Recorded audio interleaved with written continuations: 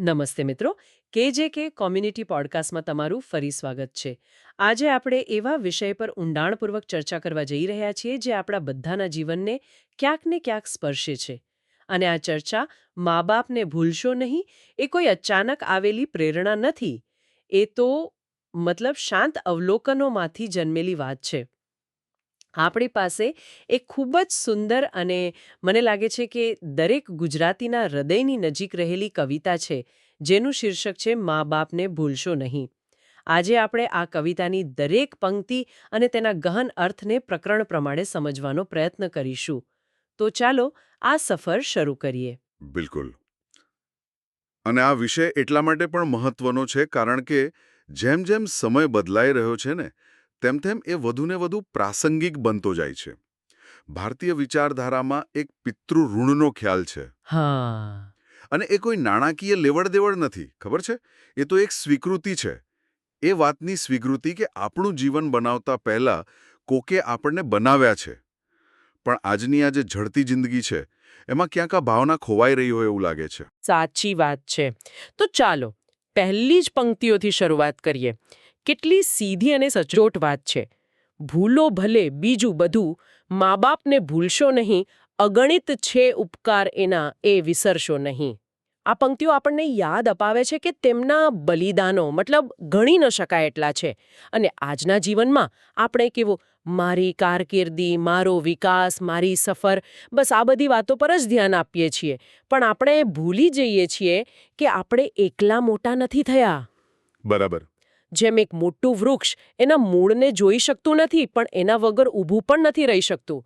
બસ એવું જ કંઈક આપણું જીવન પણ માતા પિતાના એ અદૃશ્ય પાયા પર ટકેલું છે. અને અહીંયા એક રસપ્રદ વાત એ છે કે આપણો સમાજ કેવી રીતે જવાબદારીમાંથી અધિકારો તરફ વળી ગયો છે.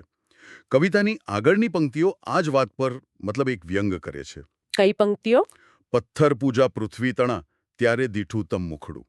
હા. આપણે નિર્જીવ પ્રતીકોનું સન્માન બહુ સહેલાઈથી કરી લઈએ છીએ, પણ જે જીવંત ચહેરાઓએ આપણને ઘડ્યા છે એમની રોજિંદી કદર કરવામાં આપણે સંઘર્ષ કરીએ છીએ. આના પરથી મને એક બીજો વિચાર આવે છે. એક સમય હતો જ્યારે ઘરો આંગણાની આસપાસ બંધાતા હતા. સંયુક્ત પરિવારો હતા. હા. સંયુક્ત પરિવારોમાં પેઢીઓને એકબીજાને મળવા માટે કોઈ અપોઇન્ટમેન્ટની જરૂર નહોતી પડતી. પણ પછી શહેરો આવ્યા, તકો વધી અને પેલું આંગણું એપાર્ટમેન્ટમાં સંકુચાઈ ગયું. પ્રેમ ઓછો નથી થયો, પણ કદાચ નિકટતા ઘટી ગઈ છે. બરાબર. અને જ્યારે નિકટતા ઘટે ને ત્યારે પ્રયત્નો વધારવા પડે છે, ઈરાદાપૂર્વકના પ્રયત્નો. બિલકુલ. હવે કવિતાની આ પંક્તિઓ જુઓ. એ આ જ વાત કહે છે. પુષ્પો બિછાવ્યા પ્રેમથી, જેણે તમારા રાહ પર, એ રાહબરના રાહ પર કંટક કદી બનશો નહીં.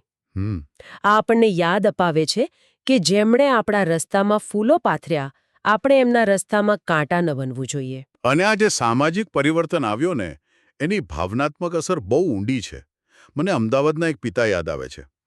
એ બહુ ગર્વથી કહે છે કે મારો દીકરો તો સિંગાપુરમાં બહુ સારું કામ કરે છે. હા. પણ એ કોલ્સ વચ્ચેની જે લાંબી ચૂપકીદી હોય છે ને એનો ઉલ્લેખ નથી કરતા. સાચી વાત. એટલે આજના યુગનો પડકાર એ નથી કે આપણે પાછા આંગણામાં ફરીએ. એ તો શક્ય પણ નથી. પણ પડકાર એ છે કે આપણે એપાર્ટમેન્ટની અંદર એ આંગણાની ઉષ્મા કેવી રીતે જીવંત રાખીએ. અને આ ઉષ્માની કમી વૃદ્ધાવસ્થામાં સૌથી વધારે દેખાય છે. વૃદ્ધાવસ્થા કોઈ ઘોંઘાટ સાથે નથી આવતી. ના, બિલકુલ નહીં. એ તો ધીમા પગલાં, વારંવાર કહેવાતી એ જ જૂની વાર્તાઓ અને લાંબા મૌન દ્વારા ચૂપચાપ પ્રવેશે છે. અને ઘણીવાર તો માતા પિતા પોતાની ભાવનાત્મક જરૂરિયાતો વ્યક્ત પણ નથી કરતા. હા, એ કહેશે અમે તો ઠીક છીએ અથવા તું ચિંતા ના કર. બરાબર. એક પિતાને એમના દીકરાએ પૂછ્યું કે તમે કેમ વારંવાર પૂછો છો કે હું ક્યારે પાછો આવીશ? અને પિતાએ એટલો ધીમો જવાબ આપ્યો. એમને કહ્યું, જેથી મને ખબર પડે કે દરવાજા પર ક્યારે કાન રાખવા. ઓહ, બસ આટલી જ નાની એમની અપેક્ષા હોય છે. આ બહુ ઊંડી વાત છે. અને કવિતા આપણને એ જ યાદ અપાવે છે. ભીને સૂઈ પોતે અને સૂકે સુવડાવ્યા આપને. એ અમીમય આંખને ભૂલીને ભીંજાવશો નહીં. મનોવિજ્ઞાનમાં આને પરસીવ્ડ ઇરરેલેવન્સ કહેવાય છે. એટલે કે એવો અહેસાસ કે આપણી હાજરીથી હવે કોઈને ફરક પડતો નથી. વૃદ્ધાવસ્થામાં સૌથી મોટો ડર બીમારીનો નથી હોતો, પણ બોજ બની જવાનો હોય છે. હા, આ સાચું છે. આથી જ પ્રેમનું ભાષાંતર પેઢીઓ વચ્ચે થવું બહુ જરૂરી છે. અને આ ભાષાંતર માટે સભાન પ્રયત્નોની જરૂર પડે છે. તો આ ચર્ચા આપણને એ મુદ્દા પર લાવે છે જેનું ઋણ આપણે ક્યારેય ચૂકવી નથી શકતા. પિતૃઋણ. હા, પિતૃઋણ એ એવું ઋણ છે જે ચૂકવી શકાતું નથી. એને માત્ર સન્માનિત કરી શકાય છે. અને કવિતાની આ પંક્તિઓ જુઓ કેટલી સચોટ રીતે આ ભાવને વ્યક્ત કરે છે. કાઢી મુખેથી કોડિયા, મોંમાં દઈ મોટા કર્યા. અમૃત તણા દેનાર સામે ઝહેર ઉગળશો નહીં. બરાબર. માતા પિતા ક્યારેય એમના બલિદાનોનો હિસાબ નથી રાખતા. અને આજના સેલ્ફ મેડના જમાનામાં આપણે ભૂલી જઈએ છીએ કે કોઈ પણ વ્યક્તિ ખરેખર સેલ્ફ મેડ નથી હોતી. ના, હોતી જ નથી. દરેક સફળતાની પાછળ એક અદૃશ્ય પાયો હોય છે. અહીં ચૂકવણી અને આદર વચ્ચેનો તફાવત સમજવો બહુ જરૂરી છે. એ કેવી રીતે? જુઓ, ચૂકવણી કહે છે મારે તમને આપવાનું છે, એક વ્યવહાર જેવું છે. જ્યારે આદર કહે છે હું તમને સ્વીકારું છું.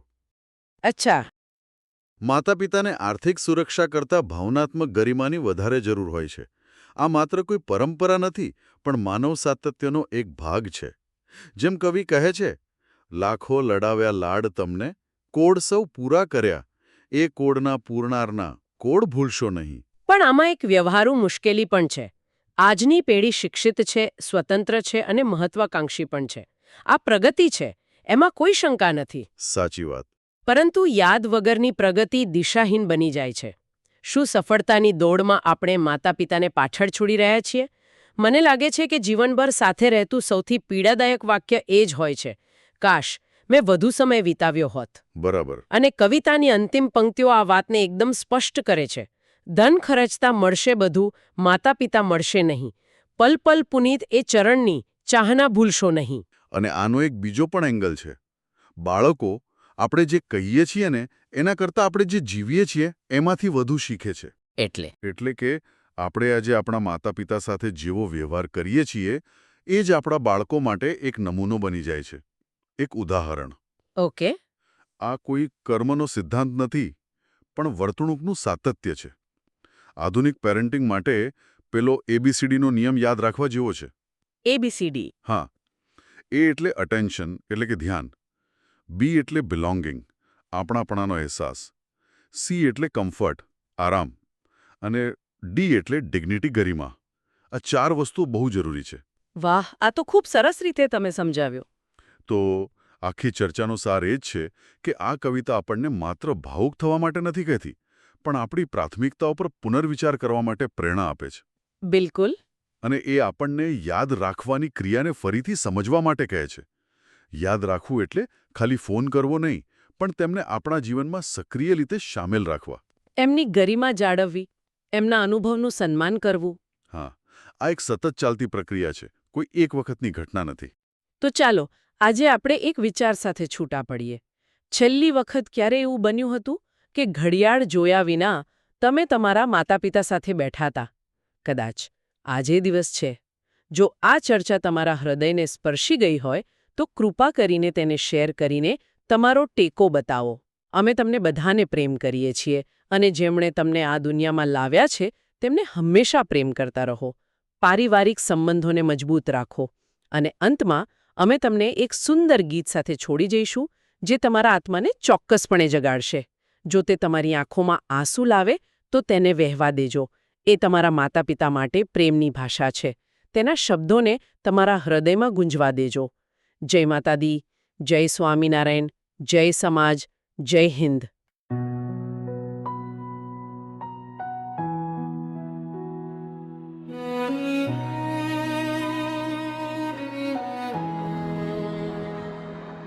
माँ बाप ने भूलो शो नहीं, भूलो भले बीजू बधू. माँ बाप ने भूलो शो नहीं, अगणित चे उपकारे ना हवी जरशो नहीं.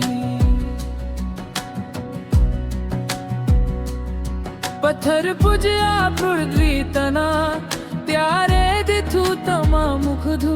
એ પુનિત જનાના કાળજા પથ્થર બની છુંજો નહીં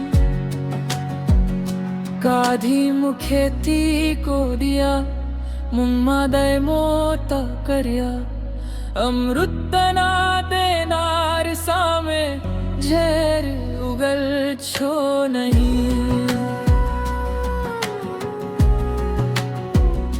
લાખો લડાવ્યા લાદ તમાને કોદ 100 પૂરા કર્યા એ કોદના પુરનારના કોદ પુરવા ભૂલશો નહીં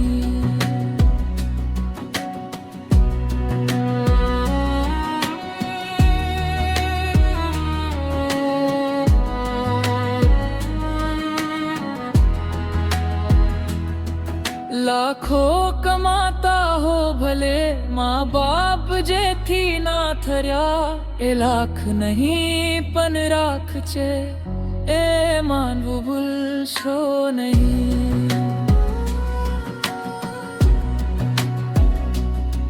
સંતાનથી સેવા ચાહો સંતાન છો સેવા કરો જેવું કરો તેવું ભરો એ ભવના ભૂલશો નહીં